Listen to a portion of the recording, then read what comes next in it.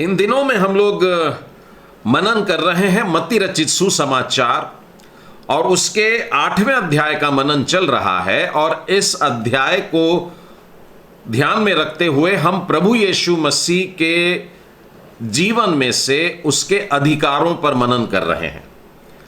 और इससे पहले हमने देख लिया है कि प्रभु यीशु मसीह को हमारी बीमारियों के ऊपर अधिकार है और अलग अलग प्रकार की बीमारियां जो होती हैं उस पर अधिकार को देखे। प्रभु यीशु मसीह हमारी शारीरिक बीमारियों को दूर कर सकता है कह करके, अपनी जबान से, अपने अधिकार से, अपनी सामर्थ्य से।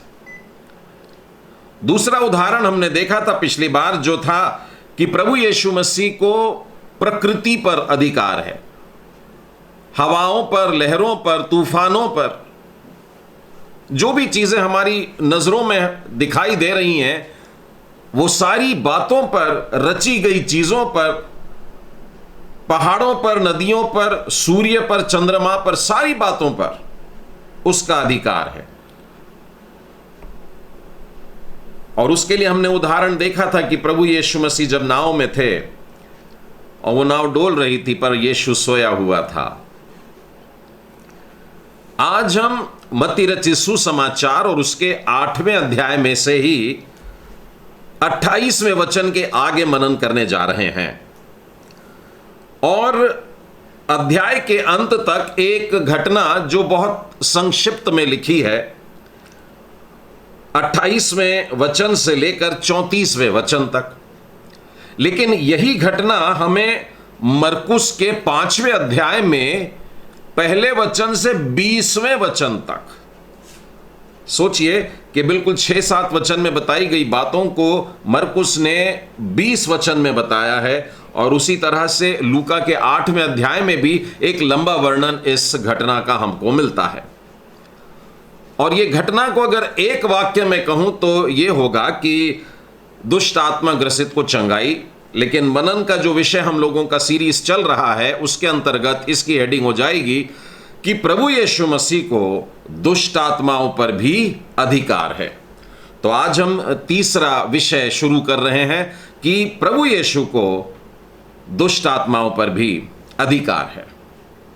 और यदि आप इस घटना को पढ़ते हैं, और केवल यही नहीं, बाइबल में और भी कई जगह पर अलग अलग इंस्टेंसेस हुए हैं जहां पर प्रभु यीशु ने किसी में से, वो लड़का था, बच्चा था, पुरुष था, स्त्री भी थी, किसी किसी में एक दुष्ट आत्मा, किसी किसी में 7 दुष्ट आत्मा, किसी किसी में 1000 दुष्ट आत्मा, लेकिन प्रभु यीशु ने उनको निकाला। प्रभु यीशु को दुष्ट आत्माओं पर अधिकार है। वो दुष्ट आत्माओं को आज्ञा दे देता है और वो दुष्ट आत्माएं उनमें से निकल जाती हैं। तो ये सारी बातें जो यहां पर लिखी हुई हैं, ये इस बात की ओर हमारे विचार को लेकर के जाती है कि प्रभु यीशु को इतने सारे अधिकार कैसे। अभी तो हमने केवल 2 देखे हैं और आज तीसरा देख रहे हैं और आने वाले दिनों में और अधिकार देखेंगे। इन सारी बातों को अगर मैं मिलाता हूं तो वो प्रभु यीशु के परमेश्वर होने की ओर इशारा करती हैं। जिस बात को मैंने और आपने समझना है, प्रभु यीशु जो स्वयं वचन था, जो वचन देहधारी हुआ और आकर के हमारे बीच में रहा, वो वचन ही परमेश्वर है, वो प्रभु यीशु है। और प्रभु यीशु जब हमारे बीच में आकर के रहे, पृथ्वी पर आकर के रहे, उन्होंने इसी बात को साबित करने के लिए कि मैं ही हूं वो जिसका तुम इंतजार कर रहे थे, मैं ही हूं वो जिसकी राह तुम देख रहे थे कि वो आकर के तुमको छुड़ाए, मैं ही हूं वो जिसे परमेश्वर पिता ने कहा था मैं भेजता हूं, मैं ही हूं वो जो तुम्हारे पापों के बदले अपना बलिदान देगा। और इन्हीं सब बातों को जानने के लिए, समझने के लिए इन दिनों में हम प्रभु यीशु के जीवन को देख रहे हैं, अध्ययन कर रहे हैं, ताकि हम परमेश्वर के और करीब आ जाएं, प्रभु यीशु के और करीब आ जाएं। बाइबल में शैतान को संसार का सरदार कहा गया है। संसार में जो कुछ चल रहा है इन दिनों में, आरंभ की बात अगर समझें तो परमेश्वर ने मनुष्यों को दिया था, लेकिन मनुष्यों ने जब परमेश्वर के अधीन रहना स्वीकार नहीं किया और शैतान की बातें सुनने लगे, शैतान की आज्ञा का पालन किए, इसका मतलब अपनी अधीनता को परमेश्वर के नीचे से निकालकर शैतान के नीचे ले आए, तो हमने मानो शैतान को अपना सरदार बना दिया, हमारे सर पर बैठने वाला बना दिया, हमारा रूलर बन गया, हमारा राजा बन गया है। वो मनुष्यों ने बनाया है।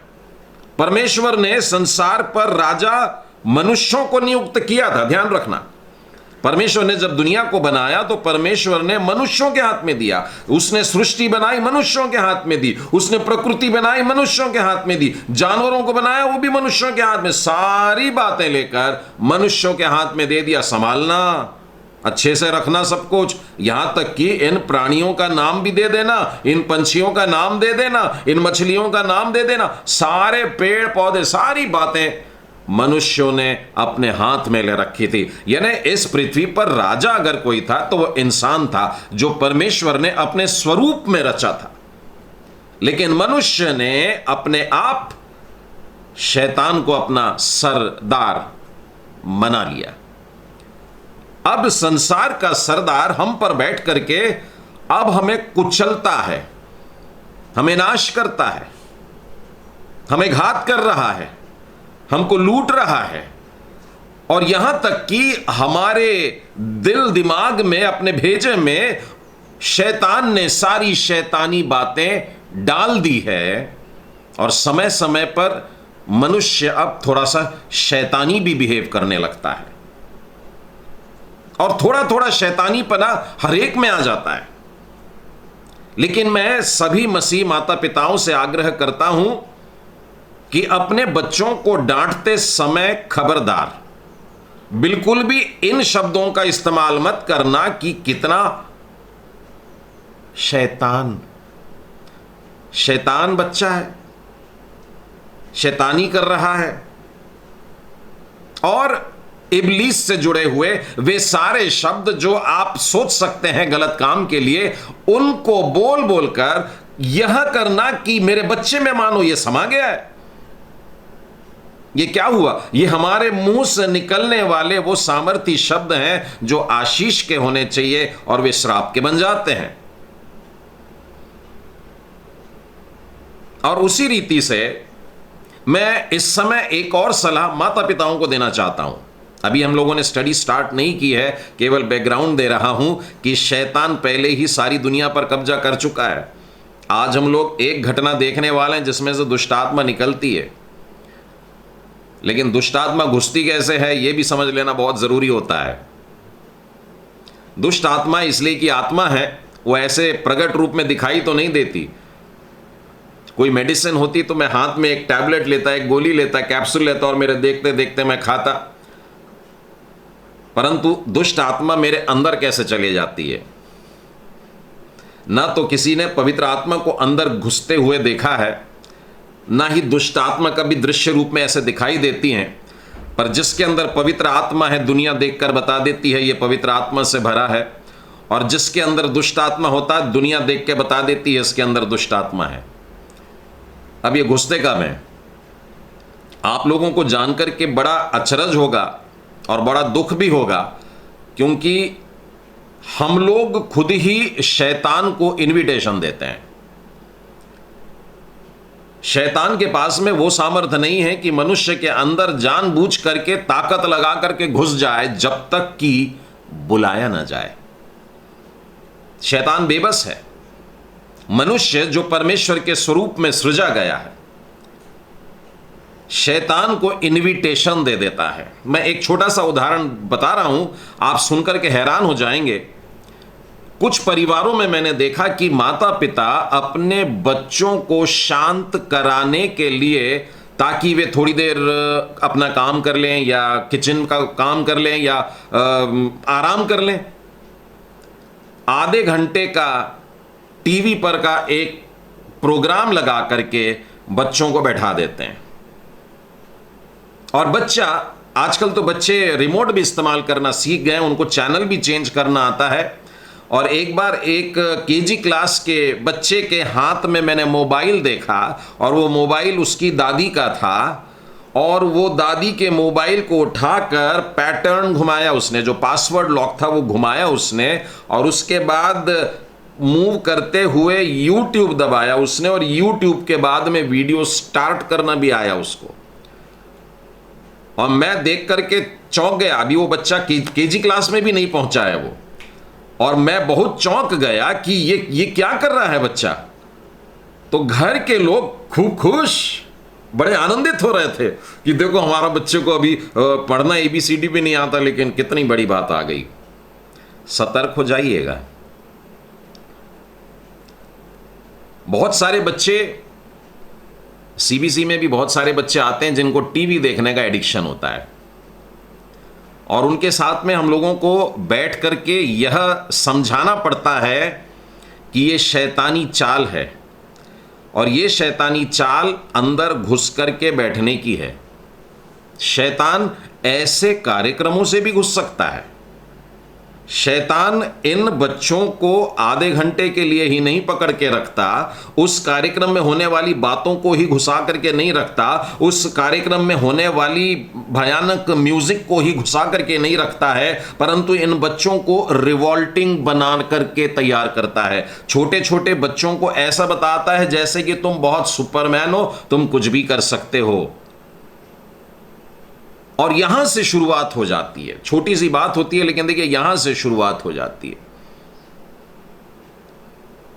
और यदि हमने अपने बच्चों के पास में टेलीविजन का एडिक्शन दे दिया है, मोबाइल का एडिक्शन दे दिया है, तो आज समय है, क्योंकि आज का वचन यह बता रहा है कि प्रभु यीशु को अधिकार है। प्रभु यीशु के पास में अपने इस बच्चे को लेकर के हम पहुंच सकते हैं, इस भाई को, इस बहन को, इस पति को, इस पत्नी को, जो शैतानी हरकत पर आ गए हैं, क्योंकि केवल प्रभु यीशु मसीह के पास में वो अधिकार है, और यीशु ने जिस जिसको दिया है वे दुष्ट आत्माओं को निकाल सकते हैं। प्रभु यीशु ने मत्ती रचित सुसमाचार और उसके 10वें अध्याय और उसके पहले वचन में देखिए क्या लिखा है। मत्ती 10:1, फिर उसने अपने 12 चेलों को, उसके पास चेले थे, बहुत सारे भी चेले थे, 70 चेले भी थे, अपने 12 चेलों को पास बुलाया, कॉल्ड वेरी क्लोज, और तब उन्हें अशुद्ध आत्माओं पर अधिकार दिया कि उन्हें निकालें, और इसके साथ साथ सब प्रकार की बीमारी और सब प्रकार की दुर्बलताओं को दूर करें। ध्यान देना, उसने उन्हें अशुद्ध आत्माओं पर अधिकार दिया कि उन्हें निकालें और सब प्रकार की बीमारियां और सब प्रकार की दुर्बलताओं को दूर करे। आप इशारा समझ रहे हैं? चलिए, प्रभु यीशु ने अपने शिष्यों को दुष्ट आत्मा निकालने का अधिकार दे दिया। फिलहाल इतना ही समझकर आगे बढ़ते हैं। लेकिन दुष्ट आत्माएं निकालना इतना आसान भी नहीं होता। मैंने अपनी आंखों से देखा है, आप लोगों ने भी देखा होगा, दुष्ट आत्मा ग्रसित लोगों के लिए दुआ की जाती है चर्चेस में। यदि कहीं नहीं देखा होगा तो YouTube पर भी दिखाई देते हैं ऐसे कई प्रार्थनाएं जहां पर दुष्ट आत्माएं निकाली जाती हैं। और मैंने एक बात देखा है कि दुष्ट आत्मा ग्रसित व्यक्ति बाकी भीड़ से एकदम अलग प्रकार से बिहेव करता है। कभी कभी तो बड़ा डरावना बिहेव करता है। उसकी जो हरकतें रहती है देख करके तो आधी भीड़ भाग जाती है। शैतान होता ही भयानक है। लेकिन जब प्रभु यीशु ने अपने चेलों को यह अधिकार दे दिया, यह एक बहुत बड़ी बात थी। प्रभु यीशु के आने के पहले भी दुष्ट आत्माएं निकाली जाती थी, क्योंकि जब प्रभु यीशु ने दुष्ट आत्माएं निकालना शुरू किया तो प्रभु यीशु पर लोग दोष लगाने लगे थे कि तू शैतान की ही मदद से दुष्ट आत्माएं निकालता है। तब उस समय प्रभु यीशु ने एक प्रश्न उनसे पूछा था, मैं तो ऐसा नहीं करता, पर तुम मुझ पर यह आरोप लगाते हो कि मैं शैतान की मदद, बालजबूल शब्द का इस्तेमाल हुआ वहां पर, उसकी मदद से निकालता हूं। तो तुम बताओ कि तुम्हारे बाप दादा किससे निकालते थे? मतलब दुष्ट आत्माएं मनुष्यों में से निकालने का अधिकार परमेश्वर दिया करता था। लेकिन आज हम प्रभु यीशु मसीह के जीवन के एक्चुअल अथॉरिटी को समझ पाएंगे, देख पाएंगे कि वास्तव में प्रभु यीशु को अधिकार है। और हम देखते हैं कि प्रभु यीशु ने ऐसे ऐसे केसेस में भी किया है काम जहां पर चेले लोग फेल हो जाते थे। मैं आपको लूका रचित सुसमाचार और उसके 9वें अध्याय में लेकर के चलता हूं। जी हां, लूका 9 और उसके 37वें वचन के आगे देखिए, यहां पर एक दुष्ट आत्मा ग्रसित बालक को चंगा करने की बात है। यह वो वाली घटना के बाद है जब प्रभु यीशु मसीह एक पहाड़ पर गए थे, वहां उनका रूपांतर हो गया था और उसके साथ में 3 चेले थे, स्वर्ग से मिलने के लिए 2 लोग आए हुए थे। अब वो लिखा है, दूसरे दिन जब वे पहाड़ से उतरे तो एक बड़ी भीड़ उससे आ मिली, और देखो भीड़ में से एक मनुष्य ने चिल्ला करके कहा, हे गुरु, मैं तुझसे विनती करता हूं कि मेरे पुत्र पर कृपा दृष्टि कर, क्योंकि वह मेरा एक लौता है। और देख, एक दुष्ट आत्मा उसे पकड़ती है और वो एकाएक चिल्ला उठता है और वह उसे ऐसी मरोड़ती है और मुंह में फेन भर लाता है और उसे कुचल कर कठिनाई से छोड़ती है। अभी अगला वचन ध्यान से सुनिए, मैंने तेरे चेलों से विनती की कि उसे निकालें, पर वे ना निकाल सके। लोग प्रभु यीशु मसीह के पास में आना चाहते थे और अपने बीमारों को लाना चाहते थे, और जब लोगों को पता चला कि शिष्य भी बीमारों को अच्छा करते हैं, दुष्टात्मा ग्रसित को अच्छा करते हैं, तो वे अपने दुष्टात्मा ग्रसित पेशेंट्स को, बच्चों को, रिश्तेदारों को चेलों के पास में भी लाया करते थे। अब संभव है कि कल शाम के समय किसी को लेके आया, लेकिन तब तक प्रभु यीशु पहाड़ पर प्रार्थना करने के लिए चले गए हैं और बाकी 9 चेले यहां पर रुके हुए हैं। तो हुआ ये कि इस पप्पा ने अपने बेटे को इन 9 चेलों के पास में लेकर के आया और उन 9 चेलों ने कोशिश की, लेकिन बच्चे का पप्पा कह रहा है दुष्ट आत्मा नहीं निकली। मतलब उसकी हरकतें अभी भी ठीक नहीं हुई है, वो पटक रहा है, चीख रहा है, चिल्ला रहा है, रो रहा है, उछल रहा है, सब प्रकार की भयानक बातें हो रही हैं। मैंने चेलों के पास में दिया, चेलों ने पारी पारी से प्रार्थना की, लेकिन इतना सब होने के बाद भी वे निकाल नहीं पा रहे हैं। दुष्ट आत्मा ग्रसित लोगों को स्वस्थ करने की एक गुजारिश एक पप्पा ने अपने बेटे को ला करके किया, और साथ में मानो एक कंप्लेंट भी हो गई तुम्हारे चेलों की, वे नहीं निकाल पा रहे हैं। और प्रभु यीशु मसीह उसको यूं निकाल देता है, डांट भी लगाता है, लेकिन उस बच्चे को तुरंत ठीक कर देता है। एकांत में ले जाकर के यीशु के चेले उससे पूछते हैं, प्रभु जी, अभी तक तो प्रॉब्लम नहीं हुआ था हमको, तो ये वाला प्रॉब्लम क्यों हुआ बताइए ना। मतलब इससे पहले तो हमको दुष्टात्मा निकालने में कोई दिक्कत नहीं हुई, लेकिन ये वाले में दिक्कत हो गई। और प्रभु यीशु ने बताया कि बिना प्रार्थना के या बिना उपवास प्रार्थना के इस जाति की दुष्टात्माएं नहीं निकलती। इसका मतलब यह है कि दुष्टात्माएं एक सिंगल कैटेगरी की नहीं होती हैं। दुष्ट आत्माओं में भी हायरार्की होती है। दुष्ट आत्माओं में उनका एक राजा है, ये तो मालूम है, और उनके सारे चेले चपाटे हैं, ये भी मालूम है। स्वर्ग में एक दिन इसने, लूसीफर ने परमेश्वर के विरुद्ध अपना घमंड दिखाया, और वो और उसके साथ में उसके जितने भी फॉलोअर्स थे वे सब ढकेल दिए गए। इस बात को ध्यान में रखें कि ये जितने भी दुष्ट आत्माएं हैं और शैतान हैं, ये वास्तव में स्वर्गदूत रहे हैं, परमेश्वर के आंगन में रहे हैं।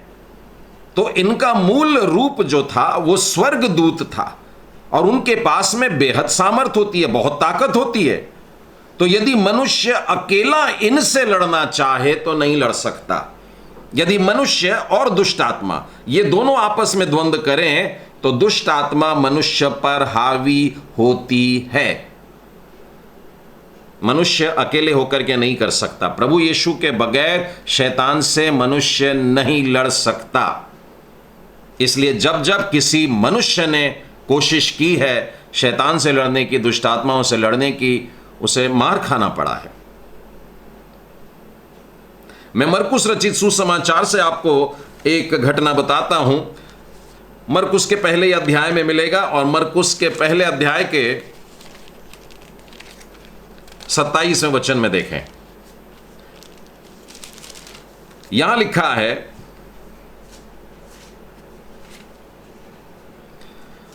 इस पर लोग आश्चर्य करते हुए आपस में वाद विवाद करने लगे, यह क्या बात है? यह तो कोई नया उपदेश है। वह अधिकार के साथ अशुद्ध आत्माओं को भी आज्ञा देता है और वे उसकी आज्ञा मानती हैं।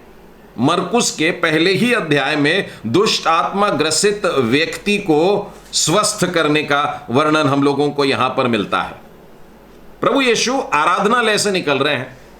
प्रभु यीशु ने आराधनालय में भी जो बोला उसकी भी बात करते हैं कि क्या उपदेश देता है। और बाहर निकलता है जब, तो आराधनालय में एक मनुष्य था जिसमें अशुद्ध आत्मा थी। कहां था? आराधनालय में एक मनुष्य था जिसमें एक दुष्ट आत्मा थी। उसने चिल्ला करके यीशु को पुकार करके कहा, और फिर उसके बाद में हुआ ये कि यीशु ने उस दुष्ट आत्मा को डांटा और वो निकल गई और वो मनुष्य नॉर्मल हो गया। लोगों ने देखा कि इस व्यक्ति में, प्रभु यीशु में कुछ अलग बात है।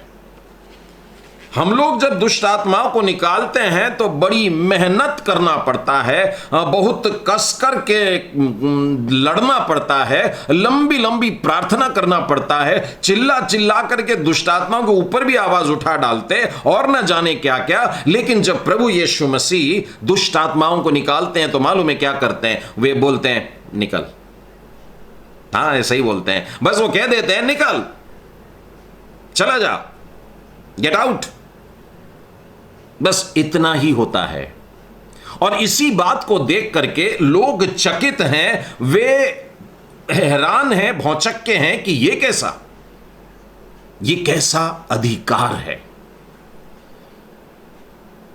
मेरे प्रियो, प्रभु यीशु के पास में जो अधिकार है वो शैतान को हराने का है, शैतान के कार्य को नाश करने का है, क्योंकि वे आए ही इसलिए थे कि शैतान के कार्यों का नाश करें। प्रभु यीशु का सामना शैतान के साथ हो चुका था और चौथे अध्याय में हम देखते हैं शैतान ने उसे गिराने की बहुत कोशिश की, शैतान ने उसे पाप में फंसाने की बहुत कोशिश की, शैतान ने उसके अंदर घुसने की कोशिश की। मैं आपके उस प्रश्न का जवाब दे रहा हूं कि दुष्ट आत्मा अंदर आती कैसे है। और ये जो तीनों लेवल की परीक्षाएं हुई, शारीरिक अभिलाषाओं के लिए और मन की अभिलाषा के लिए और आत्मा की अभिलाषा के लिए, यहां पर शैतान ने टोंच टोंच के देख लिया मैं कहां से घुस सकता हूं। तो शैतान जब कभी हमें टेम्पटेशन में डालता है, वो वास्तव में हमारे अंदर घुसना चाहता है। दुष्ट आत्माएं कैसे घुसती हैं? परमेश्वर ने कहा था भले और बुरे के ज्ञान के वृक्ष का फल नहीं खाना। मालूम थी ये बात कि अगर खाएगा तो मर जाएगा, निश्चय मर जाएगा। उसके बावजूद भी उस टेम्पटेशन में फंस गए, उस परीक्षा में फंस गए, उस प्रलोभन में फंस गए और सोचा कि थोड़ा सा चख लेने के लिए क्या बिगड़ता है। तो थोड़ा सा चखने के लिए जब हाथ बढ़ा करके उस फल को देखा, प्रलोभन और बढ़ता जा रहा है। जैसे जैसे फल के करीब आए, जैसे जैसे वृक्ष के करीब आए, प्रलोभन बढ़ता चला गया।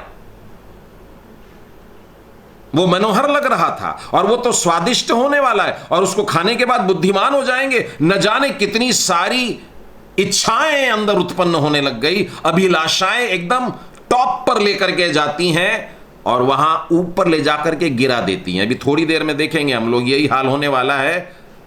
अभी मत्ती के 8वें अध्याय में वो टॉप पर पहले लेकर जाता है तुम परमेश्वर के सदृश हो जाओगे, खा लो इसको। चलो, तो उन्होंने, हवा ने लिया फल को और उसने खाया और बाद में आदम को भी दिया। वो केवल फल को अपने पेट में नहीं ली, परंतु शैतान को अपने अंदर ले ली।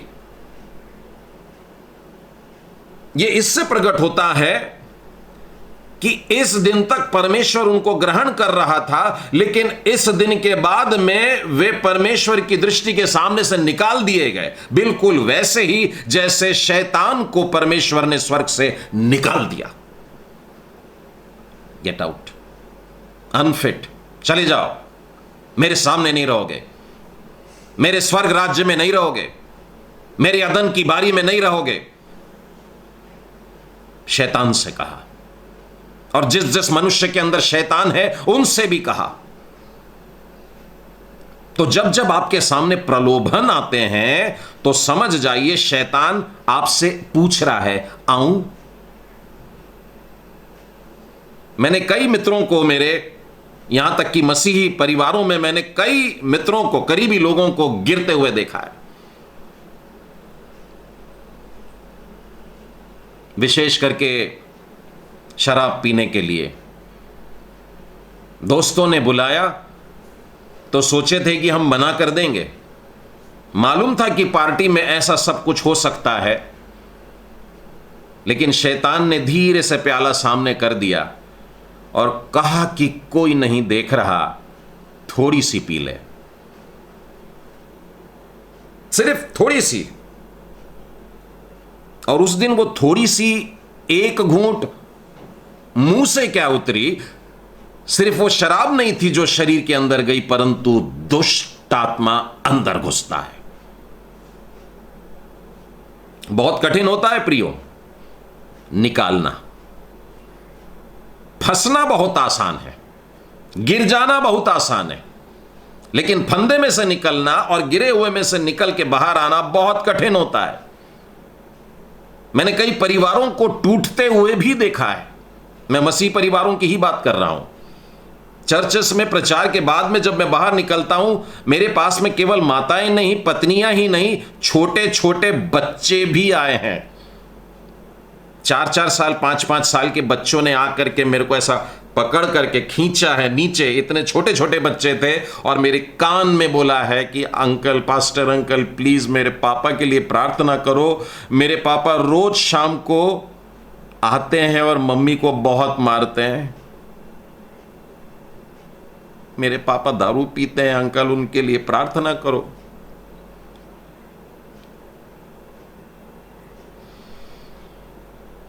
जितनी आसानी से इस चीज को शुरू किया था, क्या छोड़ पाते हैं? जिसे शौकिया शुरू किया था, बाद में उसका एडिक्शन जो होता है, लत जो होती है ना, हम लोगों ने एक बड़ा सरल शब्द बना दिया, एडिक्शन। तो री एडिक्शन सेंटर्स भी होते हैं, मतलब डी एडिक्ट, आपको उस आदत से छुड़ाने वाले सेंटर्स भी बन गए हैं आजकल, और सभी लोग कर रहे हैं। अलग अलग धर्मों के लोगों को भी मैंने देखा, क्रिश्चियन लोगों के तो है ही हैं, और इस सेंटर पे जाकर के आपको कम से कम 90 दिन रखेंगे, 60 दिन रखेंगे।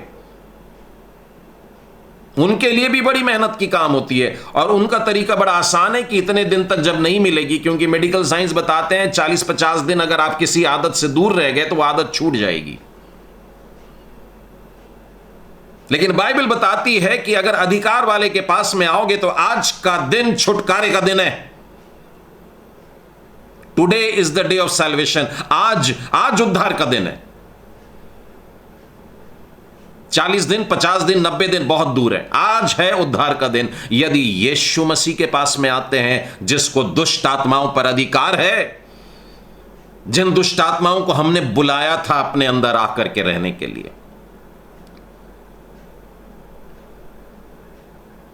मसीह परिवारों के कुछ लोगों के ऊपर मैंने पुलिस केस होते हुए देखा है, और किस लिए मालूम है? सरकारी दफ्तर में रह करके एक छोटे से काम को करने के लिए थोड़े से पैसे ले रहे थे। आपको मालूम है, यही परीक्षा प्रभु यीशु के सामने भी रखी गई थी, और प्रभु यीशु से शैतान ने कहा, एक छोटा सा काम देता हूं और बदले में तुझको सारी दुनिया का वैभव दे दूंगा। हम लोगों से अपने हिस्से का कर्तव्य पूरा करने के लिए यदि पैसा लेते हैं, जिसके लिए हमारी भाषा में शब्द है घूसखोरी, पैसा लिया और बदले में काम करके दिया, जबकि बिना पैसे के ही काम करके देना था। मसीह स्वभाव रखिए अपने आप में, अच्छे से करके दीजिए, बेहतरीन करके दीजिए काम, ताकि लोग याद रखें कि बिना काम के भी मसीही लोग हमारी सहायता करते हैं। प्रभु यीशु ने कहा, मैं नहीं झुकूंगा, मेरा सर केवल परमेश्वर के सामने झुकता है और परमेश्वर को छोड़ किसी के सामने नहीं झुकेगा। तू मेरे सामने चाहे कैसा भी प्रलोभन रख।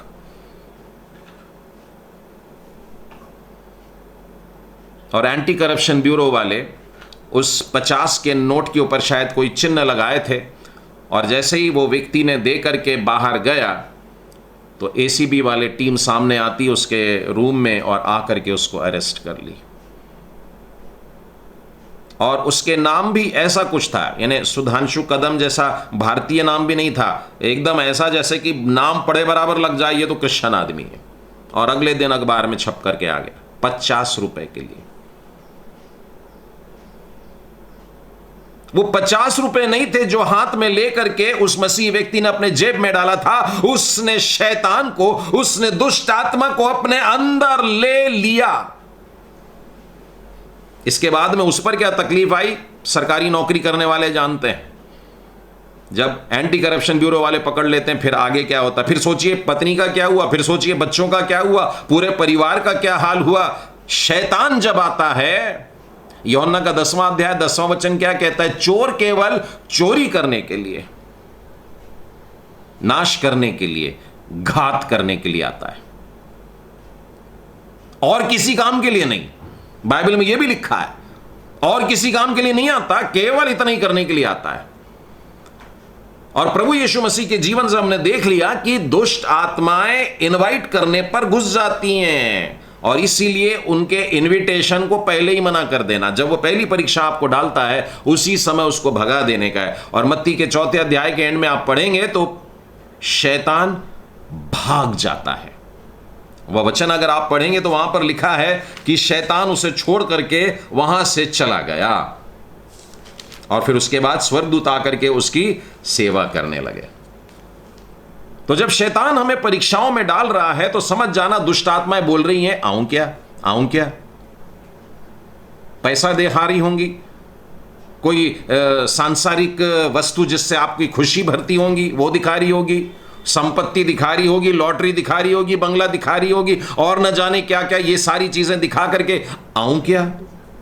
और उस समय यदि आपने उसको बोल दिया कि दूर हट, तो लिखा है तब शैतान उसके पास से चला गया। एक आनंदित जीवन जीने का अगर क्षण चाहिए तो वो क्षण जब शैतान आसपास कहीं ना हो। मसीह परिवार जितने हैं ना, सबके चारों तरफ शैतान आराम से डेरा बना करके बैठा रहता है, लेकिन आवश्यकता है कि शैतान दूर चला जाए। शैतान उनके पास से, यीशु के पास से दूर चला गया, और देखो स्वर्गदूत आकर उसकी सेवा करने लगे। जब स्वर्गदूत हमारी सेवा करने को तैयार हैं तो फिर हम दुष्ट आत्माओं को अपने अंदर क्यों आने देते हैं?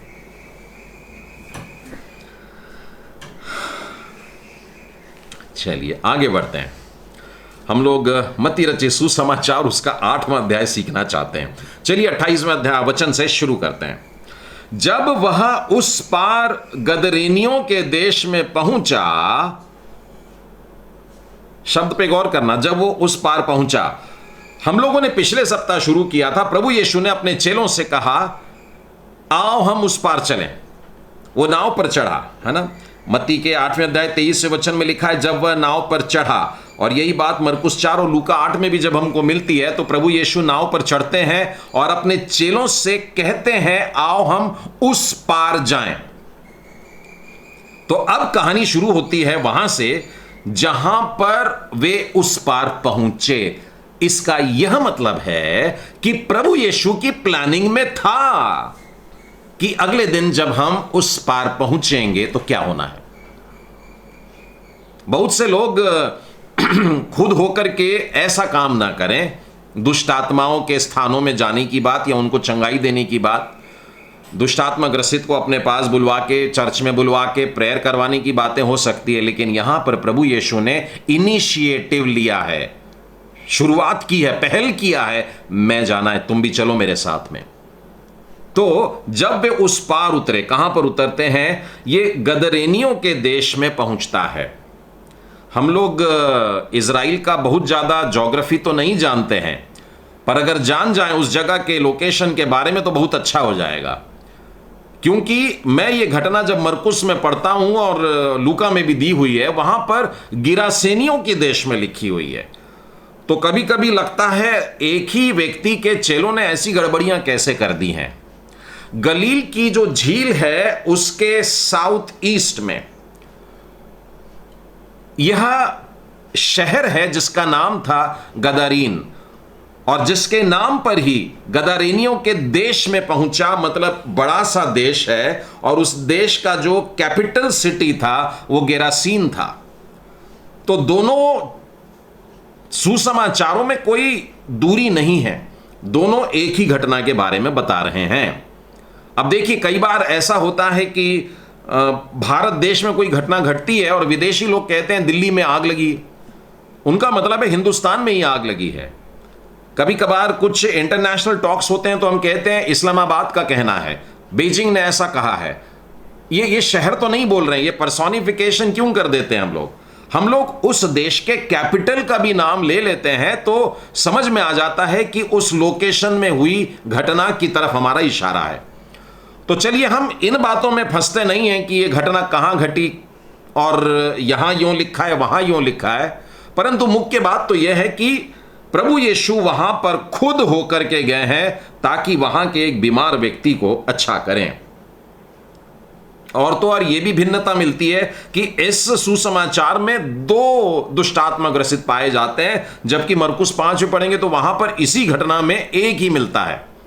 लेकिन मैं चाहूंगा आपको कि आप भटकने की बजाय इस बात पर ध्यान लगा के रखें कि प्रभु यीशु को दुष्ट आत्माएं निकालने का अधिकार है। वहां पहुंचे तो 2 मनुष्य जिनमें दुष्ट आत्माएं थी कब्रों में से निकलते हुए उसको मिलने के लिए आते हैं। यानी इसको ऐसा कहते हैं जैसे कि चीफ गेस्ट जैसे ही हॉल के दरवाजे पर पहुंचे तो क्या होता है, तो जैसे किसी अस्पताल में पहुंचे तो डीन पहुंच गए, कोई कॉलेज में पहुंचे तो प्रिंसिपल वहां जाकर पहुंच गए, किसी स्कूल में पहुंचे तो हेडमास्टर ने जाकर के उनको रिसीव किया। मतलब उस क्षेत्र के सबसे सम्मानित व्यक्ति उनसे आकर के मिलते हैं, वे अपने अपने केबिन को आकर के छोड़ करके उस चीफ गेस्ट को रिसीव करते हैं। लेकिन यहां पर रिसीव करने के लिए 2 दुष्ट आत्माएं से ग्रसित मनुष्य आ रहे हैं, और वो कहां से आ रहे हैं? वे कब्र में से निकल के आ रहे हैं। कब्र मतलब जहां लोथ रखी जाती है, जहां डेड बॉडीज रखी जाती है, वहां से निकल करके आ रहे हैं। मतलब इनका निवास स्थान कहां था? मरे हुए लोगों के साथ में था। जब दुष्ट आत्माएं आती हैं तो वो आपको और मुझको मरा हुआ सा बना सकती हैं। यानी जो दुष्ट आत्मा ग्रसित लोग हैं वो प्रेम किससे करते हैं? देखिए, मरी हुई सी बातों के, निराशा की बातों का, टूटे हुए रह जाते हैं और शैतानी बातों पर मन लगाते हैं, अशुद्धता पर मन लगाते हैं। आपको मालूम है यहूदियों के लिए लोथ को केवल छू लेना भी उनको दिन भर के लिए अशुद्ध कर सकता है, लेकिन ये लोग तो दिन भर उसमें रहते हैं, पता नहीं शुद्ध हो पाएंगे। इनका रहन सहन भी वहीं कब्र के अंदर हो रहा है। प्रभु यीशु यहूदी हैं और वे जानबूझ करके उस जगह जा रहे हैं। उनको मालूम है क्या हाल है कि इनको अगर मैं छू भी लेता हूं तो अशुद्ध हो जाऊंगा। लेकिन प्रभु यीशु मसीह शायद इसीलिए आए थे कि अशुद्ध लोगों को शुद्ध करे, दुष्ट आत्मा ग्रसित लोगों को आजाद करें। प्रभु यीशु ने पहल की है, आज इस वचन के द्वारा पहल की है, वो आपके जीवन में, आपके परिवार में आवाज दे रहा है। प्रभु यीशु उस जगह पर उतरे और 2 मनुष्य जो दुष्ट आत्मा में ग्रसित थे कब्र में से निकल कर आए। उनकी हालत जिंदा लाश थी। जो दुष्ट आत्मा ग्रसित होते हैं उनके खुद का मन नहीं होता है। यदि आप एक दुष्ट आत्मा ग्रसित मनुष्य से बात करेंगे ना तो वो आपको उनकी खुद की जबान में भी बात नहीं करते हैं। आप चौंक जाते हैं कि ये क्या कर रहा है। और तो और कभी कभी बड़ी बड़ी बातें करता है जो उसको मालूम भी नहीं थी, और कभी कभी तो ऐसी ऐसी ताकत रखता है कि भारी भारी सामान ऐसे ही उठा ले। कहने का मतलब वो अपने आप नहीं है, वो अपने आपे में नहीं है, वो किसी और के कंट्रोल में है। तो दुष्ट आत्मा जब आता है तो आपका कंट्रोल चला जाता है, आप अपने आप को कंट्रोल नहीं कर सकते हैं, दुष्ट आत्मा कंट्रोल करता है। और यही सुख मिलता है पवित्र आत्मा से भरे जाने पर। जब हम पवित्र आत्मा से भरे जाते हैं तो कंट्रोल हमारा नहीं, पवित्र आत्मा का होता है। हम पवित्र आत्मा के चलाए चलते हैं। अगर आत्मा से भरना ही है तो पवित्र आत्मा से भरे, ना कि दुष्ट आत्माओं से। तो दो मनुष्य दुष्ट आत्माओं से ग्रसित कब्र से निकल करके आ रहे हैं और प्रभु यीशु अभी किनारे से बस पांव रखे हैं, देखो नाव से निकल करके अपने बस पांव को रखे हैं वहां पर, और वहां से वो चिल्लाते हुए आ रहे हैं। लिखा है उन्होंने चिल्ला करके कहा, और वो चिल्लाते हुए ही कब्र से निकल करके आ रहे हैं। और वे इतने प्रचंड थे, थोड़ी देर पहले हम लोगों ने देखा था कि तूफान बड़ा प्रचंड था, अभी मनुष्य भी प्रचंड बन गया। शैतान जब भर गया अंदर तो वे प्रचंड हो गए, इतने प्रचंड थे कि कोई उस मार्ग से जा नहीं सकता था। उनके चिल्लाने की आवाज तूफान के आने की आवाज के समान थी। मैं इस समय उन लोगों से भी आग्रह करना चाहता हूं जो अपने क्रोध को पकड़ नहीं सकते हैं। क्रोध में आ जाने के बाद में मनुष्य ने कभी सही निर्णय नहीं किया है। आप अपने जीवन में झांक के देख लीजिए, आप जब क्रोधित हो गए थे तो आपके मुंह से जो बात निकल गई, जब आपका क्रोध शांत हुआ तो आपने सोचा मैंने क्यों ऐसा बोला। जब आप बहुत क्रोधित हो गए थे, गुस्से में भर गए थे, तब आपका हाथ उठ गया था, लेकिन जब आप ठंडे दिमाग के हो गए तब आपने सोचा कि मेरा हाथ नहीं उठना चाहिए था। अर्थात क्रोध एक शुरुआत होती है जहां से शैतान आपकी जीभ को पकड़ लेना चाहता है। दुष्ट आत्माएं प्रवेश कर सकती हैं इस बात से भी। छोटे छोटे झगड़े होते हैं, देखिए पति पत्नी में भी कई बार झगड़े हो जाते हैं तो बात बढ़ जाती है, फिर पति पत्नी से निकलकर सास ससुर पे चली जाती है, फिर वहां से चल चल करके परिवार के टूटने पर आ जाती है। शैतान का उद्देश्य यही है, शैतान केवल चोरी करने, नाश करने, घात करने, परिवारों को तोड़ने के लिए आता है। हम उसे नहीं करने दें। तो यदि आप एक क्रोध के प्रवृत्ति के मन रखते हैं तो भी आज आपके छुटकारे का दिन है।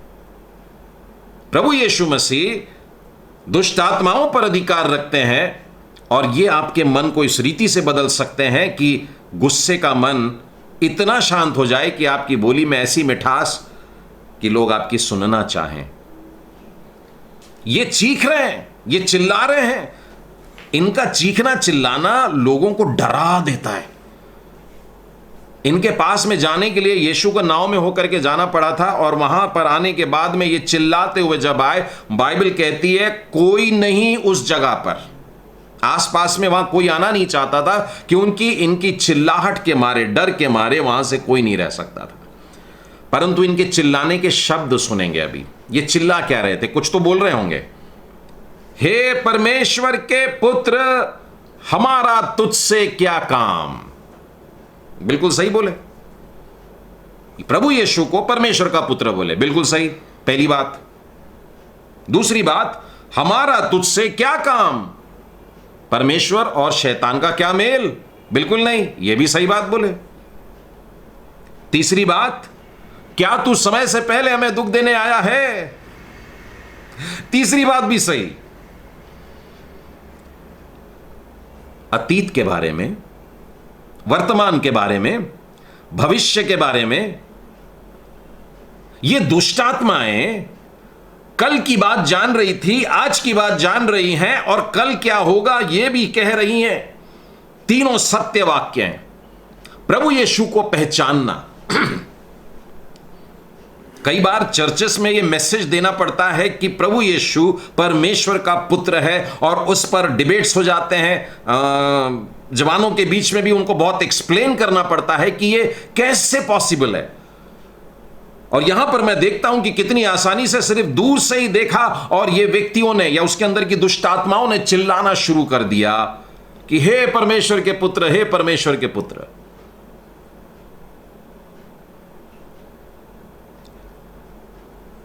ये प्रभु यीशु मसीह को पहचानते हैं।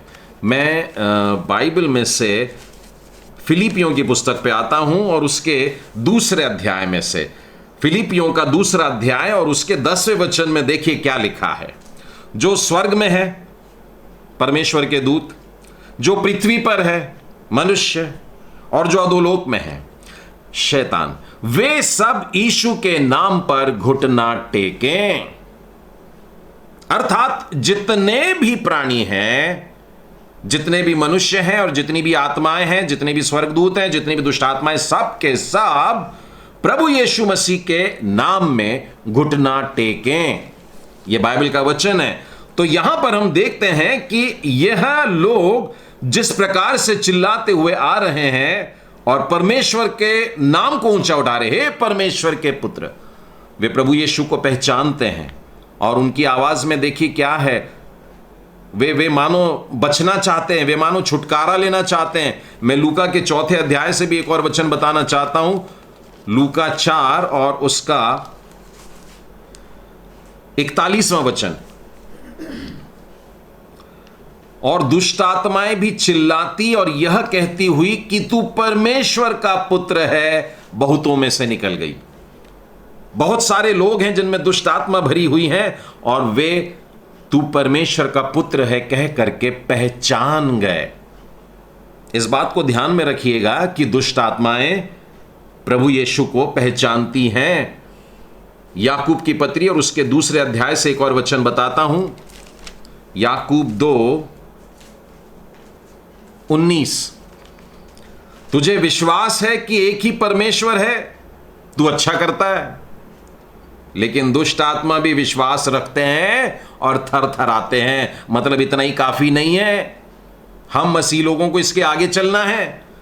केवल इतना ही जान लिए कि यीशु परमेश्वर का पुत्र है, फुल स्टॉप, गलत हो जाएगा जब तक हमने अपना जीवन इसके आगे नहीं लिया है। क्योंकि हम दुष्ट आत्माओं को देख रहे हैं कि यहां पर वे प्रभु यीशु को पहचान लिए और उससे परमेश्वर का पुत्र कह करके उसका संबोधन कर रहे हैं।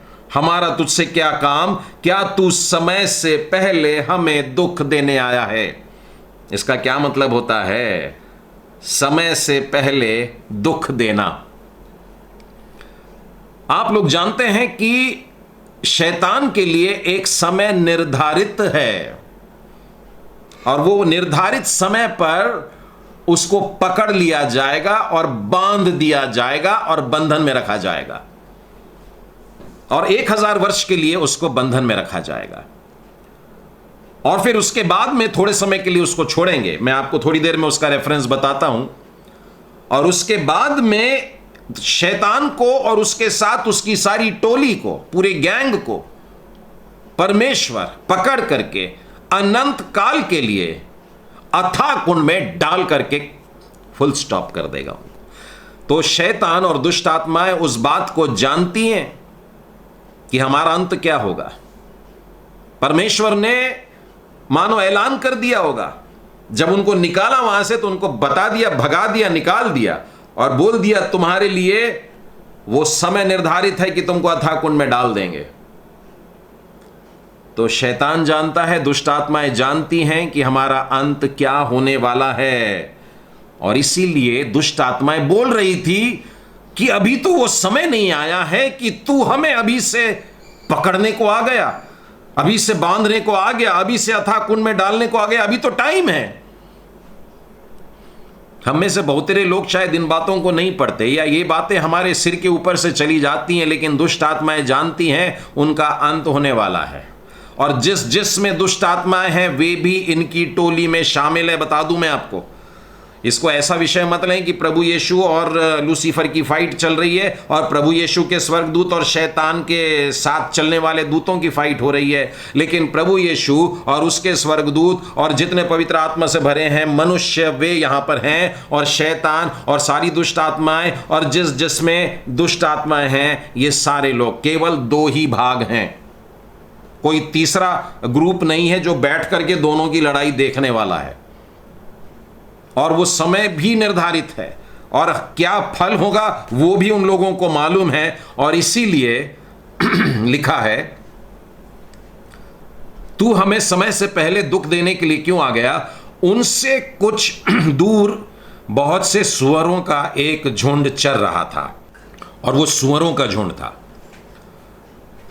यहूदियों को सुअर बिल्कुल पसंद नहीं है। जितने भी प्राणी दुनिया में होते हैं उनमें सबसे ज्यादा अशुद्ध अगर किसी को कहेंगे तो वो सुअर होते हैं उनके लिए। वो तो अपनी जबान पर भी सुअर शब्द लाते नहीं है। दुष्ट आत्माओं ने जो इन आदमियों के अंदर घुसी हुई थी, दोनों के अंदर, उन्होंने देख लिया कि दूर कहीं पर सुअरों का झुंड चढ़ रहा है और बहुत सारे सुअर है लिखा है। दुष्ट आत्माओं ने उससे यह कहकर विनती की, यदि तू हमें निकालता ही है तो सुअरों के झुंड में भेज दे। दुष्ट आत्माएं जब तक अपना काम पूरा नहीं करती, वे एक देश में, देश मतलब उनके लिए किसी मनुष्य का या किसी प्राणी का शरीर होता है। आपने सुना होगा ऐसे अकल्ट्स हुए हैं, ऐसे कल्ट्स जिसमें लोग प्रभु यीशु मसीह के नाम के कारण गए तो थे, लेकिन एक ही दिन में पूरे के पूरे मेंबर्स ने सुसाइड कर डाला मिल करके। जो उनके प्रवक्ता थे, जो उनके प्रीचर थे, उसने भी जहर पी लिया और उसके साथ में कांग्रीगेशन में जितने लोग थे उन्होंने भी जहर पी लिया। तो मास सुसाइड हुआ था और एक बार नहीं, एक से ज्यादा बार इतिहास में हाल ही में ये घटनाएं घटी हैं। तो अभी जो दृश्य है वो है मास सुसाइड का। तो हो रहा क्या है कि इन्होंने आग्रह किया कि हम को अगर तू निकालता ही है तो सुअरों में जाने देना। और लिखा है उसने उनसे कहा जाओ। यदि आप एक रेड लेटर बाइबल यूज करते हैं तो आप ये पैसेजेस में देखिएगा कि इतने पूरे सेक्शन में यीशु ने केवल एक ही शब्द कहा, जाओ, go. That much comes in red, the rest of the thing is black. तो दुष्ट आत्माओं को निकालने का जो विशेषाधिकार प्रभु यीशु के पास में, आप देखिए, ही सिंपली सेड गो, चले जाओ। दैट इज इट, ये अधिकार है। और उन्होंने खुद आग्रह किया। एक बात पर गौर करना, दुष्ट आत्मा ग्रसित मनुष्यों के अंदर से दुष्ट आत्माओं ने पूछा, मैं इसलिए बोल रहा हूं क्योंकि ये मनुष्यों ने नहीं बोला, उसके अंदर जो दुष्ट आत्माएं घुस करके बैठी थी वे ये इच्छा रखती हैं कि हमको सुअरों में जाने दे। और जैसे ही उसने कहा जाओ, तो वे निकलकर, यानी मनुष्य में से निकलकर सुअरों में बैठ गई। बैठ गई मतलब घुस करके समा जाना जिसको बोलते हैं, यानी फुल्ली पंप्ड इन जिसको कहते हैं, वो हो गया। दुष्ट आत्माएं मनुष्य के अंदर खूब सारी थी, ऐसा मैं अंदाज लगा रहा हूं, क्योंकि बाइबल कहती है ये झुंड जो सुअरों का था, ये झुंड जो था सुअरों का 2000 की गिनती का था, ऑलमोस्ट 2000 पिग्स। तो जब इनमें से निकला तो क्या कुछ ना निकला, और वो निकल करके उनमें चला गया। और लिखा है सारा झुंड कड़ाड़े पर से झपट कर पानी में जा गिरा और डूब मरा।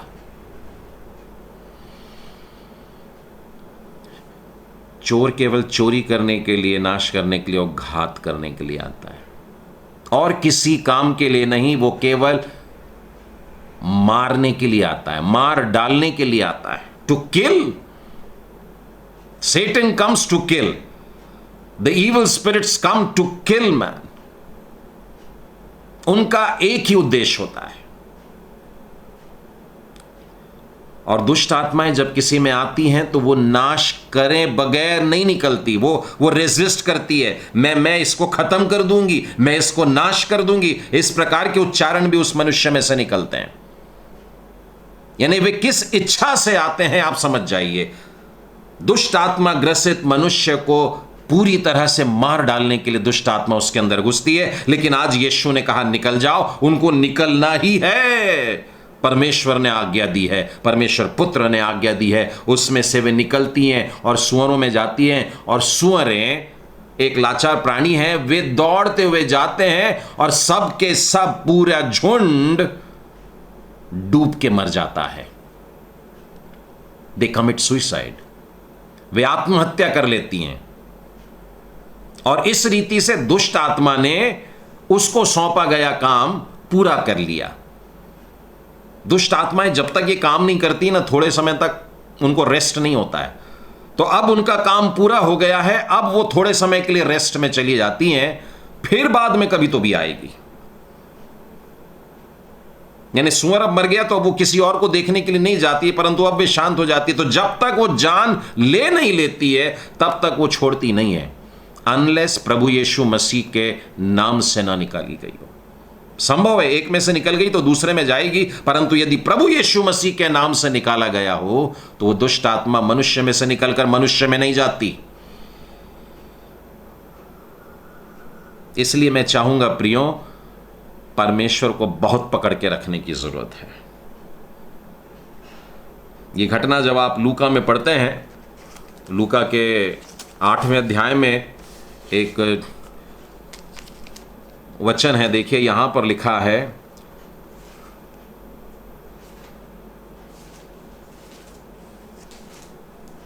कि इन्होंने निकलने के पहले अपना नाम भी बताया था कि ये सेना है, और सेना लड़ाई करने के लिए आती है, झगड़ने के लिए आती। उसमें बहुत सी दुष्ट आत्माएं थी, बहुत सी दुष्ट आत्माएं थी। मरकुस के 5वें अध्याय में भी आप इसी संख्या को देखते हैं कि किस रीति से उसमें इतने सारी दुष्ट आत्माएं थी, और वे सब उसमें घुस जाती हैं और वे मर जाती हैं। सुअरों में घुसने के बाद में वो मर जाती हैं। मैं इस प्रश्न का और एक हल देना चाहता हूं कि ये इसके अंदर 2000 दुष्ट आत्माएं कहां से घुस आई हैं। मत्ती रचित सुसमाचार के 12वें अध्याय में इसका उत्तर मिलता है। मत्ती 12:43 से आगे, जब अशुद्ध आत्मा मनुष्य में से निकल जाती है, जब दुष्ट आत्माएं निकल जाती हैं, एक एग्जाम्पल ले लेते हैं कि कोई मनुष्य है और उसके अंदर दुष्ट आत्माएं हैं और उसके लिए प्रार्थना की गई है, और बड़ी बुरी आदतें हैं, बड़े गंदी आदतों से भरा हुआ मनुष्य है जो नंगेपन से प्रेम करता है और नंगी बातों से प्रेम करता है। ऐसे के अंदर से जब दुष्ट आत्मा निकलती है तो लिखा है, तो सूखी जगहों में विश्राम ढूंढती फिरती है और पाती नहीं। और जब उसको कोई घर नहीं मिलता है, कोई स्थान ऐसा नहीं मिलता है कि जाकर के वो वहां पर रह सके, गौर करना, वह सूखी जगहों में विश्राम को ढूंढती फिरती है और पाती नहीं है, तब कहती है मैं अपने उसी घर में जहां से निकली थी लौट जाऊंगी। तो दुष्ट आत्मा ग्रसित मनुष्य के लिए एक बहुत बड़ा जोखिम की बात होती है। एक बार अगर उसके अंदर दुष्ट आत्मा आती हैं तो थोड़े समय के बाद शैतान फिर से आता है।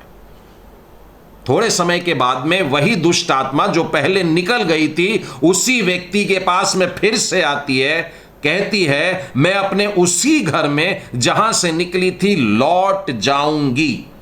देखिए उसका निर्णय कितना स्ट्रांग है। वो आपको ऐसे ही नहीं छोड़ने वाली, चाहे परमेश्वर के भक्तों ने निकाला हो, चाहे बहुत बड़े पास्टर ने निकाला हो, यीशु के नाम से निकाला हो, जो भी हो, लेकिन शैतानी आत्मा उसी बीमार व्यक्ति के पास में जो पहले दुष्ट आत्मा ग्रसित था और अच्छा हो गया, वापस फिर से जाती है और लौटकर अगर उसे सूना, झाड़ा बुहारा और सजा सजाया पाती है।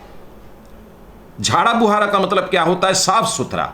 मतलब जो बुरी आदतें थी, मानो पोर्नोग्राफी की थी या ड्रिंकिंग की थी या ड्रग एडिक्शन की थी, वो सब दूर हो गई। मतलब बड़ा साफ सुथरा है। उसके बाद में लिखा है सजा सजाया, मतलब डेकोरेटेड है। मतलब कि रोज सुबह उठ करके मैं प्रार्थना करूंगा और प्रभु जी मैं बाइबल पढ़ूंगा और ये करूंगा और वो करूंगा और संडे को चर्च में रहूंगा, सारी सुंदरता से सजा दिया गया है। लेकिन एक मिनट, एक और शब्द है वहां पर, लेकिन लौटकर उसे सूना पाती है। सूना मतलब सुनसान। वो अंदर आती है, देखती है यहां तो सब कुछ साफ सुथरा है, सजाया हुआ है, लेकिन ऑक्यूपाइड नहीं है। दुष्ट आत्मा के निकल जाने के बाद में परमेश्वर के आत्मा को यहां इनवाइट करना था, प्रभु यीशु मसीह को यहां पर बुला लेना चाहिए था, लेकिन वो भी नहीं बुलाया। मेरे जीवन का राजा मैं रहूंगा। ऐसा व्यक्ति जोखिम में पड़ जाता है, इन अ डेंजरस पोजीशन। हम अपने जीवन में से दुष्ट आत्माओं को निकालने के बाद में यीशु राजा को बुला लेंगे और अपने जीवन का राजा बना लेंगे। परमेश्वर का आत्मा उसके साथ में आकर के हम में निवास करेगा और निकली हुई दुष्ट आत्मा जब घूमते फिरते वापस आएगी और देखेगी साफ सुथरा सजा सजाया, और अरे बाप रे, यहां तो राजा रहता है, यीशु राजा रहता है, मैं कभी नहीं आऊंगी। तब दुष्ट आत्मा बोलती है आज के बाद मैं कभी नहीं आऊंगी। अगर प्रभु यीशु को राज करती हुई पाती है, पवित्र आत्मा को अगर हमारे अंदर राज करती हुई पाती है, परंतु लिखा है झाड़ा बुहारा और सजा सजाया लेकिन उसे सुनसान पाती है, तो क्या करती है? तो बाइबल में लिखा है वो लौट करके जाती है। बड़ी खुशी की बात मत समझिएगा, वो कह रही है तब वो जाकर अपने से और बुरी, गौर करिएगा, मैं मत्ती का 12वां अध्याय और उसका 45वां वचन पढ़ रहा हूं। मत्ती 12:45 में लिखा है तब वो दुष्ट आत्मा बाहर जाती, चली जाती और अपने से बुरी, अपने से बुरी का मतलब क्या होता है? पहले दुष्ट आत्मा ग्रसित 50% डाउन था, अभी जब 7 दुष्ट आत्माएं उसके अंदर और आ जाएंगी तो वो उससे भी ग्राफ में नीचे गिर जाएगा। पहले केवल 1 दुष्ट आत्मा थी, अभी वो दुष्ट आत्मा 7 और को लेकर के आ रही है और अब 8 हो जाएंगी टोटल। और लिखा है अपने साथ लेकर के आती है और वे उसमें बैठ कर, यानी अच्छा कब्जा जमा कर वहां वास करती है और उस मनुष्य की पिछली दशा पहले से भी बुरी हो जाती है, पहले से भी बुरी हो जाती है। शैतान केवल नाश करने के लिए आता है, घात करने के लिए आता है, आपको लूटने के लिए आता है, आपको मार डालने के लिए आता है। और यदि एक बार वो दुष्ट आत्मा चली गई और हमने यीशु को पहला स्थान नहीं दिया अपने जीवन में, अब 8 दुष्ट आत्माएं अंदर बैठी हुई हैं। अब जब ये 8 बाहर निकाले जाएंगी उसके लिए ज्यादा तकलीफ होगी। अभी शायद 5 पास्टर्स को बुलाना पड़ेगा, शायद लोग मिलकर उपवास प्रार्थना करेंगे और किसी तरह लड़ झगड़ के 8 दुष्ट आत्माओं को निकाल देंगे। 1 महीने तक ब्रदर बहुत अच्छे से रहे और बाद में फिर से पीने चले गए, बाद में फिर से गंदी फिल्में देखने चले गए, बाद में फिर से ड्रग्स लेने लग गए, बाद में फिर से गंदे कामों को करने लग गए। तो ये 8 दुष्ट आत्माएं जब लौट करके आएंगी तो पाएंगी कि अरे सब सुनसान है, तो वे 8 लौटेंगी और अपने साथ में और 7 को लेके, यानी 8 8 64 बना देगी। और ऐसे 3 या 4 चरण कर लेंगे हम लोग पूरे, तो पता लगेगा 2000 आत्माएं ऐसे ही घुस गई। मैं ये बताना चाह रहा था कि एक ही व्यक्ति में 1 से अधिक दुष्ट आत्माएं कैसे समा सकती है। ये मनुष्य की अपनी गलती से होता है। पहली बार जब शैतान प्रवेश करता है वो भी मनुष्य की गलती से, वो ताकत लगा के घुसता नहीं है हमारे अंदर।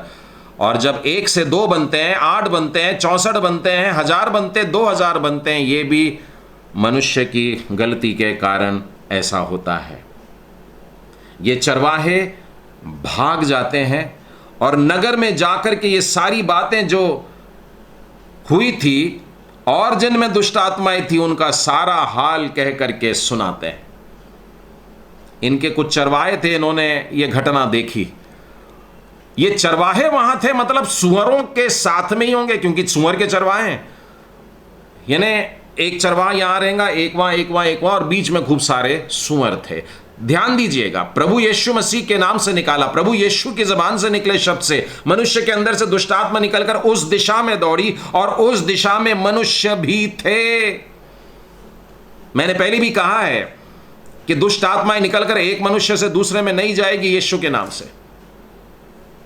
और यहां पर लिखा है कि इन लोगों ने, चरवाहे 1 से ज्यादा हैं, ये भी मनुष्यों में घुसते तो वो मनुष्य भी जाकर के डूब करके मर जाते, लेकिन इन लोगों ने जाकर के गांव में ये समाचार दिया जो घटनाएं घटी थी, और जिस व्यक्ति में दुष्ट आत्माएं थी उनका भी हाल बोल करके बता दिया।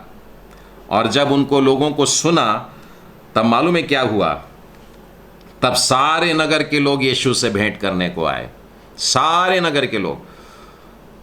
उस नगर में पता नहीं कितने लोग होंगे, 500 लोग, 1000 लोग, जितने भी लोग, लेकिन इन लोगों ने जाकर के प्रचार कैसा किया देखिए कि पूरा पूरा पूरा गांव हिल गया, पूरा नगर हिल गया है।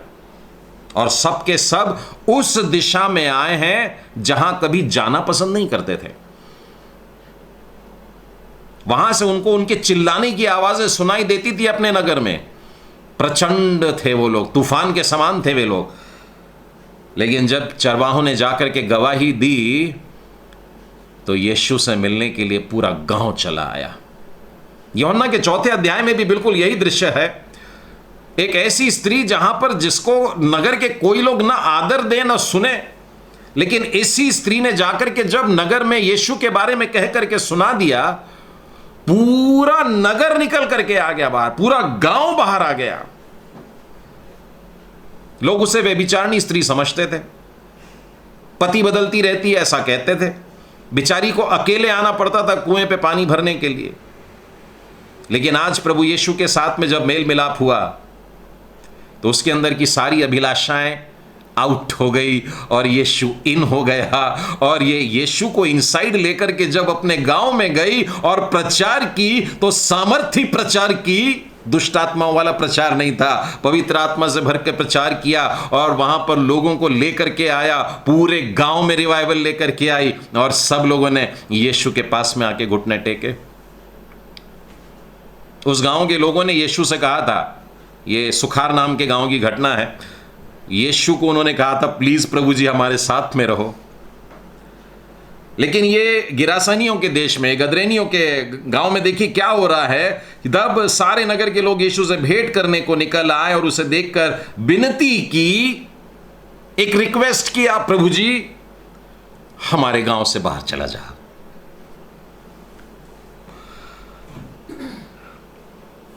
जब मनुष्य को अपने पापी होने का एहसास होता है, मनुष्यों को अपने गलतियों का एहसास होता है, वो परमेश्वर के सामने नहीं खड़ा रह पाता। मुझे शिमोन पतरस के भी शब्द याद आते हैं। नाव में ही खड़ा है, अभी अभी बहुत सारी मछलियां आई हैं और वो घुटने टेक करके यीशु से कह रहा है, प्रभु जी मेरे पास से दूर चले जाइए, मैं बहुत पापी मनुष्य हूं। इस गांव ने एहसास किया, उन सुअरों की मौत से एहसास किया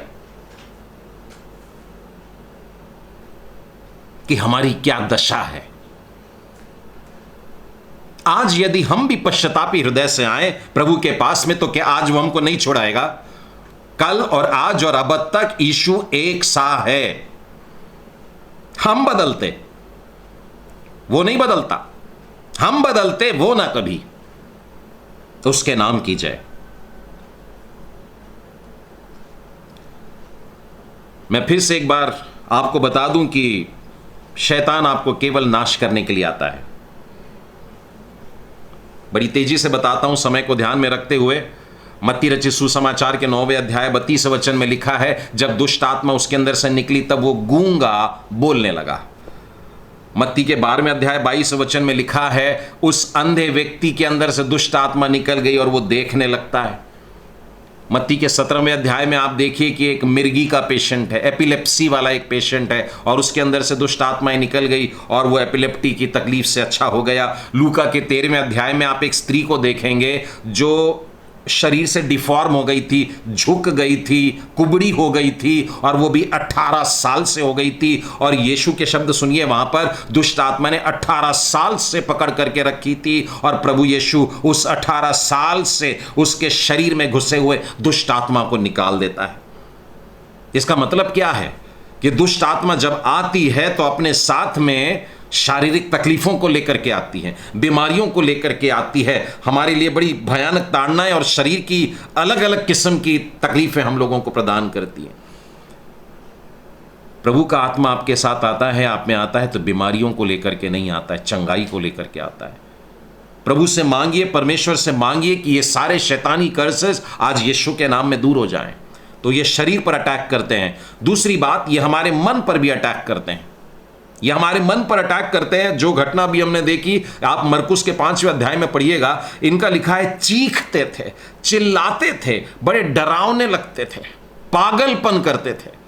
यानी बिना किसी अर्थ के जोर जोर से हंसने लगेंगे, डरावने तरीके से हंसने लगेंगे। और तो और वहां पर यह भी लिखा है कि यह व्यक्ति जो कब्र में रहा करता था, कब्र में रहना भी एक पागलपन होता है। कौन रहना चाहेगा कब्रों में जहां पर मरे हुए लोग रहते हैं और अपने आप को पत्थरों से लेकर अपने को ही मार रहे हैं, अपने को ही घायल कर रहे हैं, अपने को ही लहूलुहान कर रहे हैं। ये स्टेट ऑफ माइंड क्या है? लोग कहेंगे इसे पागल खाने लेकर के चले जाओ। दुष्ट आत्मा जब आता है तो मनुष्य को इस कदर से मानसिक रूप से भी बीमार कर देता है। और तो और हम ये भी देखते हैं कि वो कपड़े भी नहीं पहनता था, नंगा रहना पसंद था। उसको अगर ला करके कोई कपड़े पहना दे तो वो फाड़ दे उसको। यानी उसकी सोच भी साधारण सी नहीं बची थी। उसे लोग सांकलों से बांधते थे।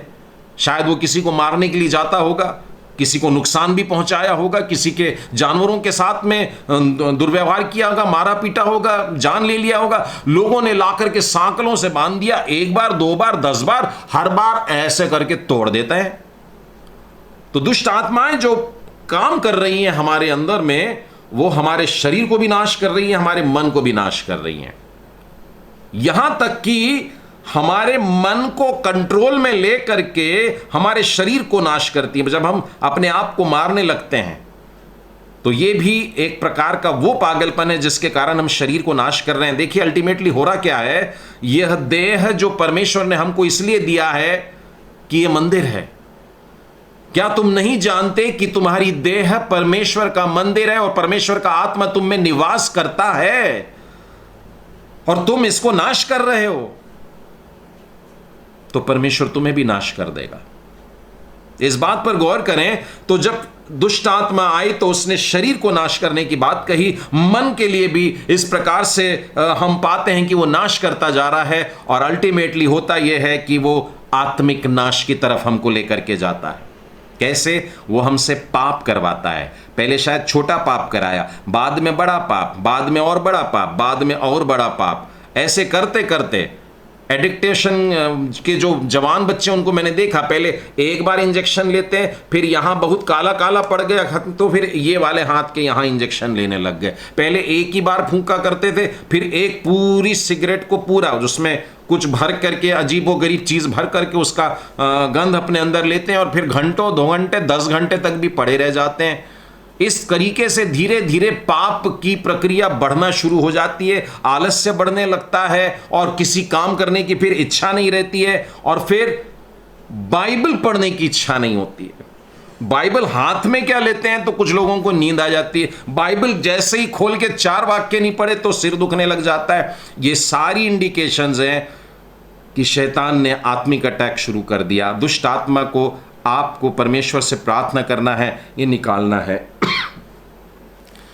हमें इस प्रकार के बातों से दूर रहने का है जो हमें उकसाती हैं गलत कामों के लिए, व्यभिचार जैसी बुरी बातों के लिए, और अपने जीवन साथी को छोड़ किसी और के बारे में विचार आना भी शैतानी बात, वो दुष्ट आत्मा से द्वारा प्रेरित है। और ये सारी बातें यही इशारा कर रही हैं कि शैतान हमको नाश करने आ रहा है, नाश करने आ गया है।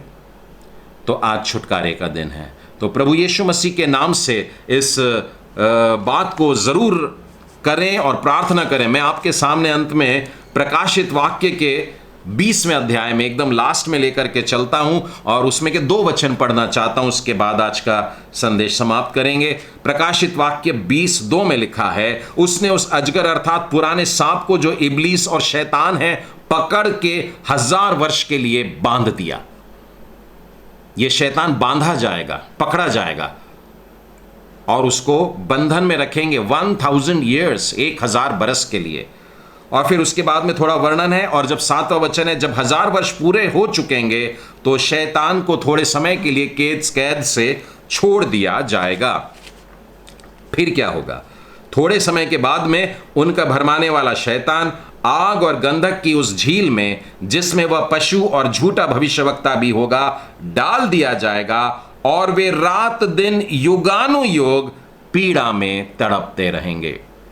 तो आज के संदेश को इस वचन से ख़त्म करना बहुत ज़रूरी था कि आप शैतान के दहशत में न रहें, शैतान वो नहीं है जिससे हमें डरना है, हमें परमेश्वर से डरना है, परमेश्वर की पवित्रता से डरना है, परमेश्वर के हमें बचा लेने की सामर्थ्य के कारण उससे डरने का है। और आज वो हमको अपनी इन सारी बातों से छुड़ाएगा, क्योंकि शैतान पहले ही हारा हुआ है और उसका अंत निश्चित है। और शैतान और दुष्ट आत्माएं जानती हैं कि वे इस प्रकाशित वाक्य 20:10 में लिखे अथाह कुंड में युगानुयुग के लिए डाले जाने वाले हैं। आइए हम अपना घर चुन लें।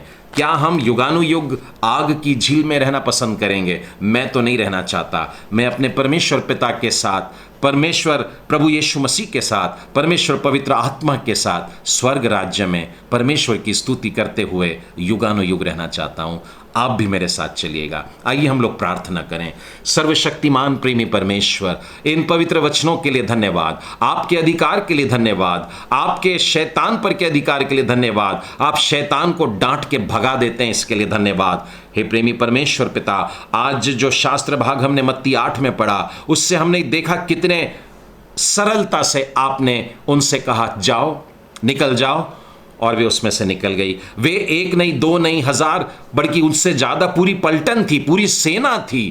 और प्रभु परमेश्वर, आपने प्रेम की वजह से, अपने अनुग्रह के कारण उन पुरुषों को छुड़ा लिया जिनमें दुष्ट आत्मा थी। आपने स्त्रियों पर दया की जिनमें दुष्ट आत्मा थी। आपने बच्चों पर दया की जिनमें दुष्ट आत्माएं थी। आपने उन लोगों पर दया की जिनका कोई भी नहीं होता था, जो समाज के निकाले, परिवार के छोड़े, ऐसे सब लोगों पर आपने दया की और दुष्ट आत्माओं को निकाल दिया। हे प्यारे प्रभु यीशु, आज जितने भी लोग इस वचन को सुन रहे हैं और प्रभु परमेश्वर अपने घर में, अपने परिवार में इस प्रकार से पीड़ित किसी व्यक्ति के बारे में सोच रहे हैं, यदि वे घर हो तो भी, और यदि वे किसी दूर के व्यक्ति को स्मरण करके प्रभु जी प्रार्थना करते हैं, यीशु मसीह आपके नाम से, यीशु नासरी आपके नाम से, यीशु क्रूसधारी आपके नाम से, यीशु के पवित्र लहू के, सामर्थी लहू के नाम से, उनके अंदर से दुष्ट आत्माएं निकल जाएं और उनके भीतर कभी ना आए। प्यारे परमेश्वर पिता, हमारी प्रार्थना सुनने के लिए धन्यवाद देते हैं। और बाइबल के अनुसार जब शैतान लौट करके आएगा तो वे वहां पर यीशु को देखेंगे।